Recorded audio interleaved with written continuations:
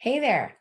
I'm Tiffany. I'm a college and career advisor. I have a background in recruitment at Google and went to UC Berkeley. This channel focuses on college and career advice, so go ahead and subscribe to get more helpful content. I started these informational interviewing sessions to give students more insights into different career paths, how to prepare and enter in certain fields. It's always better to hear from professionals themselves and how it's like being in the field and how they got there. So today we'll be interviewing Dr. Lee, who will be sharing advice on how to become a doctor, how to choose the right college, what to major in, and insights he wished he knew before pursuing medicine. Oh, and did I mention he's also my cousin? I've known him all my life, and he's been such a joy to spend time with. It's also a little bit awkward to switch from calling him Cousin John to Dr. Lee. So stay tuned. You don't want to miss this session.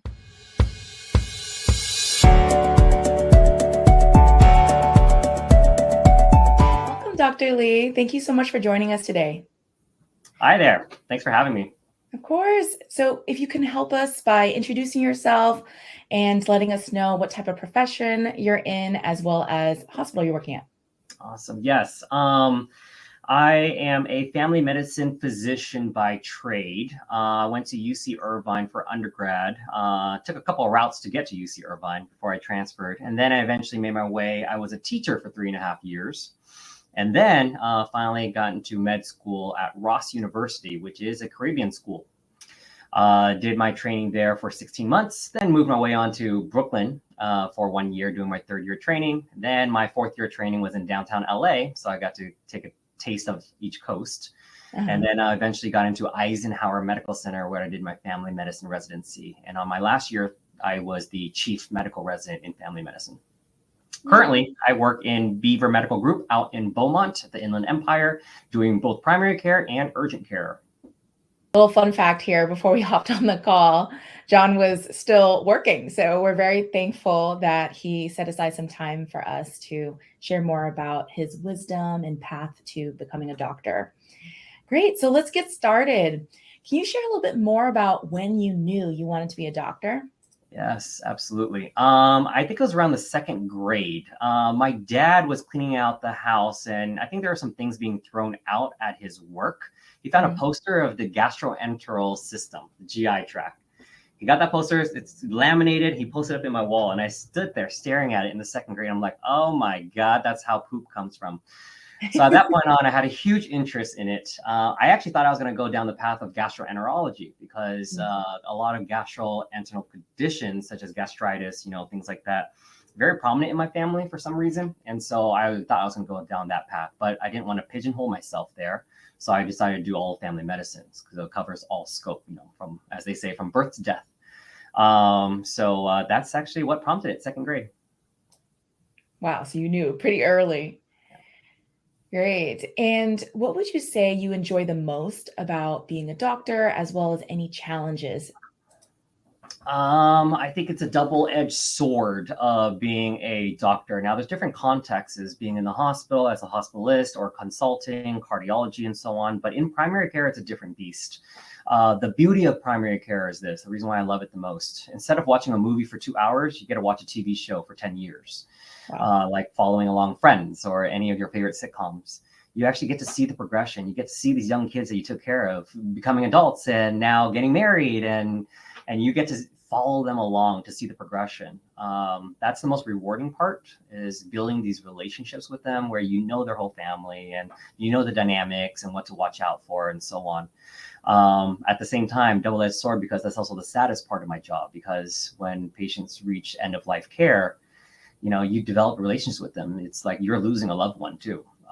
So it doesn't get much easier as it comes along. I guess you just get a little bit better at dealing with it, but all in all, it's still worth it. Yeah, totally. And I can really attest to how you are very much a people person. Like every family party, Dr. Lee is the life of the party and is always just emphasizing the importance of connection and being able to really be there for each other, either great times and then also challenging times. So you've always been such a great cousin. And you mentioned that there are some, it's a double-edged sword, and there's ways that you can cope with that. Like, what other tips would you give to students who are interested in this field and are sadly dissuaded from that portion? Yeah. There is a fine line that you walk in medicine. Number one, a lot of people ask me, it's like, well, are you afraid of blood? Things like that. Honestly, I don't. I've never really been. So that, even if you are afraid of blood, don't let that like turn you away from medicine, because psychiatrists don't like the sight of blood either, but they are physicians and they can prescribe a lot of medications still and help a lot of people. So don't let that dissuade you. But the main way to deal with the heartache of all these things is always be grateful for where you are, because people are counting on you and it's a lot of pressure, but you alleviate that pressure by being so grateful for getting to see these people. Like, I get to treat these patients, not like I have to. I mean, I get full loads of days, 18, 20 patients a day, answering a lot of in-basket questions and signing off charts and things like that. But you're just still so grateful. At the end of the day, you look at it and you just think, wow, I helped them. They came in crying, they walked out smiling. It makes a big difference. The day that I ask my family this all the time, the day that you see me no longer doing this is probably a time that I need to walk away from this, because you cannot lose that sense of empathy for your patients. It is the number one cardinal sin as a doctor. You don't do it, because that's how mistakes happen, and you can't make mistakes in this game. I love that you call that out. Practicing gratitude and ensuring that you have empathy. I see that in you as a human outside of your hospital. So you live and breathe that. Great. So thank you for sharing more insights there. The next thing is, we would love to learn more. How did you prepare for this profession? And there's multifold. So first, let's discuss anything you did in high school to prepare for college, and then from there we'll move on your track. Yes. I was actually a really good student growing up until I hit about high school. That's when I discovered girls. It was wildly distracting. I couldn't really handle both things at the same time. So my grades actually took a hit in high school, which is the worst time when we're trying to get off to a really good start in your career, going off to a good college. I mean, my brilliant cousin here, she got to Berkeley. No way could I have gotten in because my grades took a dip. It's so easy to lose sight of your focus. In the end, you just kind of figure out that, like, all right, how do I get to where I need to be? Number one, I wasn't a very nice person growing up because I thought I was the smartest kid in class. It wasn't until I was beaten down and realized that I'm not the best, but the best thing that I could do for myself is at least be positive and help each other out and build a team, because no one ever does it alone. It wasn't until I started discovering study groups. That's what really took my abilities to the next level, because I realized through time that if you can't teach it simply, you simply don't know it. So if you're explaining these concepts to other people, it's like, well, hold on, the OChem, we're doing the Krebs cycle. Where was I at in that one? Oh, I forgot. Nope. Then that means you don't do it. You don't know it. Go back. Let's redo this together. How do we find mnemonics as a team to figure this out? So that was probably one of the best things I could have done, was creating a study group, creating your own group of friends that you know has your back and is going into a similar field as yourself. In terms of extracurriculars, I actually was pretty busy with sports, and I did some theater work as well too. Basketball season ended, so I didn't know what to do in the spring, so I actually joined a play, and that actually really helped my career in the long run. Wow. Reason being is because, I mean, you speak to people all the time. Oftentimes, I'm pretty sure you guys have seen that there are some doctors that are a little bit socially awkward because they don't know how to explain certain concepts, but they're just people. Talk to them normally. And I didn't realize how to do that until I actually got in front of the stage and spoke in front of people. So getting over that fear of public speaking really helped me as well, too. And I think at that point, that was pretty much the segue that led me into college as I carried on that concept. And of course, study. Yeah. And I can really attest that John is a phenomenal speaker, a public speaker. So we have this tradition in Vietnamese culture where it's at weddings, the bride and groom walk from table to table and greet their guests. And it's funny because you always have to nominate one person from your table to do the speech back to the bride and groom. And guess who is always nominated from our table? Our cousin John here. And you always do such a good job. Great. So something that I see students ask all the time is, what major should I choose going into college if I'm interested in medical school? And the most popular major is biology. But in actuality, over 50% of students that get admitted to medical school are not majoring in their undergrad in a health sciences track. So I would love to learn more from you. What did you major in? If you can do it again, would you do the major that you did do, and what you see would work well? Excellent question. Yes, I actually jumped around for a couple of schools, figuring out my place before transferring into UC Irvine. I actually transferred as a drama major because, as I alluded to earlier, I tested out acting and I actually fell in love with it. And I loved the writing of it and the directing of it. So I was kind of debating, like, I still love medicine, but at the same time, I might want to be a doctor on TV as well, too. I mean, I work for Ken Jeong. Ah, yeah. I figured I could do that. I switched in as a drama major, then I eventually switched out to bio. That was actually a mistake for me. Looking back at it, I should not have done that. I thought, because I'm the first physician in my generation in our family, so no one really was able to give me some advice. So I'm giving you guys advice now. One of the best students in my med school class, she was a math major. She kicked everyone's butts in terms of memorization, in terms of understanding concepts. Why? Because mathematics is pattern based. She was able to figure out algorithms and how the system worked by translating it in mathematical terms. English majors do very well in medicine as well, too, because they can comprehend and read at an efficient level, especially through all the heavy textbooks that we have to get through.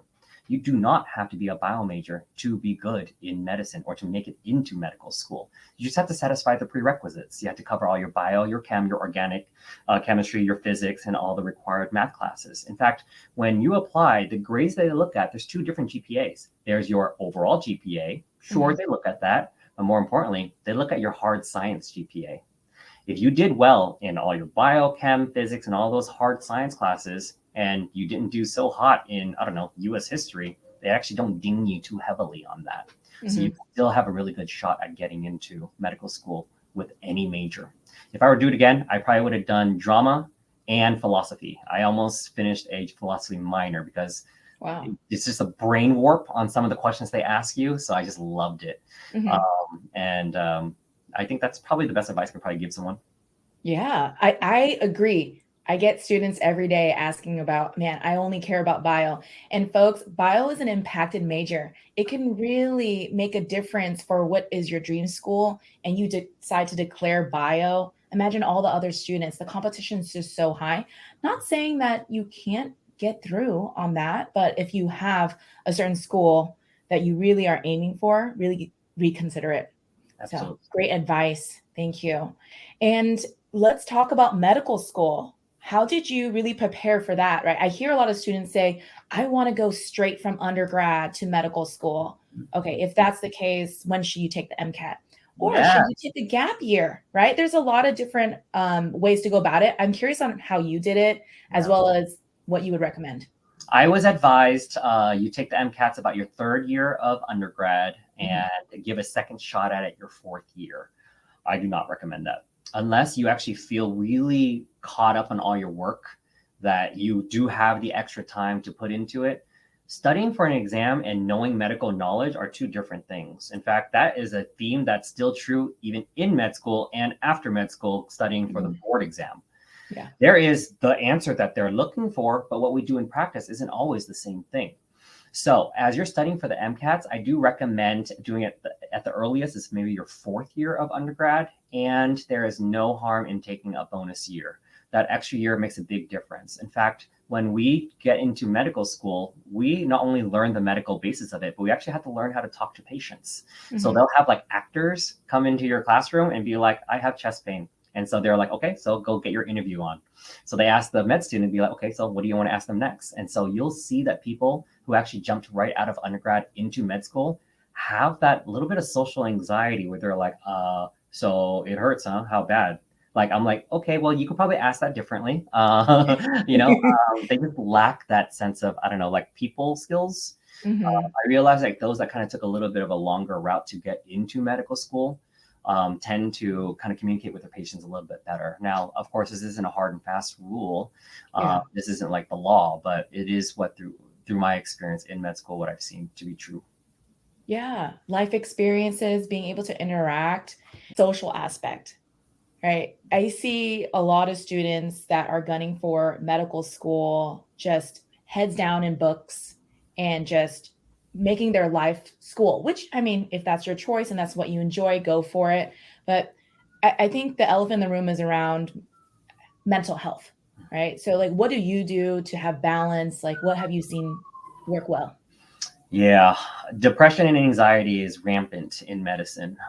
It doesn't help that a lot of people, for whatever reason, I never understood this. Some schools more guilty than others, but they're gunners out there. That's a phrasing that has been around for a while now, where people would actually intentionally give people wrong answers just to screw with the No class. way. I've seen that happen with a couple of people in my med school and even in undergrad at UC Irvine as well too. But you kind of steer clear from them. The trick, I guess everyone is kind of different, but you got to have things outside of medicine and outside of school. A close-knit group of friends, if they just happen to be in medicine with you, then that's great, but they don't have to be. I remember just going to the gym, playing basketball again, sweating it out really, really was beneficial. Getting locked up in your room can really, really not allow you to see the light at the end of the tunnel. You kind of get a little myopic in that regard. So I highly recommend get out for fresh air, listen to some music, go to a concert from time to time, whatever you think that you enjoy doing. I never realized how much I loved cooking until I got into undergrad and med school, and now I cook all the time. It's become part of me because, as Tiffany mentioned, bringing people together is a privilege, and I love to do it. So what better way than to play music and make food? Everyone will congregate. Yeah, Yeah. totally. And I follow Dr. Lee on Instagram and he is cooking, always chefing it up, a good griller as well. So very jealous. All right. So we've talked about tons of advice just now. I think very impactful when it comes to academia, right? Let's move over to a more broad question, which is what do you think made you so successful in this path and becoming a doctor? You talked about like social skills as well as balance and all that sorts, but anything else? Being humble. I think Mm, that's the most. I'm really glad that I had those setbacks in high school, those setbacks in undergrad, eventually finally make my way out into medical school and so on. I mean, I didn't start medical school until 27 years old. The average age of matriculation to med school is about 24. mm, So it kind of gives you an idea that I took the scenic route. I needed that. I needed to be humbled by the world because remember, like I said, I thought I was the smartest kid in the class. mm. And it wasn't until I looked around, like, there's a lot smarter people. It's your attitude that makes the biggest difference. When people realize that this guy or girl, they were really kind and they actually cared and they reach out to be like, hey, how you doing, man? Everything good? Can I help? Like, maybe we could talk about these concepts together. Maybe you saw something I didn't see. You can always learn from each other and bounce off ideas. I honestly can say that the reason why I made it this far, even being chosen, coming from a Caribbean school, as people will frown upon that or stick their nose up in the air against it. The reason why I even became chief medical resident during a pandemic was because of my personality. It is kindness, it is camaraderie, it is positivity, and you lead by example. I'm the first one in saying that, hey, you're exhausted. I'm tapping you out. I'll do a double shift. I'll cover you. Just go get some sleep. Like, you Oh, got to make the sacrifices in order for people to follow your lead. And I think everyone in medicine sort of has that leadership ability. They kind of have to because you're leading patients with their health, right? And their mhm. safety. So my best advice is be kind, be humble, and always, always be inquisitive. Just why does it happen? I gotta look more into this. Mm, It's interesting. It's like, oh wait, that's why. I'll be honest, I'm not the smartest person in the world. I'm not really good at memorization, but if I can understand it, then I can memorize it. Because if you understand wow. the concepts, then you can explain to anyone. And Yeah. so that's what separates you from anyone else and being what we consider a good doctor. Wow. That is so insightful. Being humble. Actually didn't even expect that, right? Usually it's around like more practical, but this is something that is unsaid and it also bleeds into your personal life. And I can see that a lot in this discussion with you in seeing how you're very consistent with who you are in the office as well as outside. So thank you so much, Dr. Lee. This has been so fun to catch up Yes. with you. And this is my first time actually seeing Dr. Lee's office in Yes. his new hospital here. So congratulations. It looks nice in there. And so please do let us know if you enjoyed this interview with Dr. Lee. Any questions you might have, go ahead and put them in the comments down below. We'll try our best in answering them. And also subscribe to get more career and college advice as well. And good luck on your career journey. Take care. Bye, guys.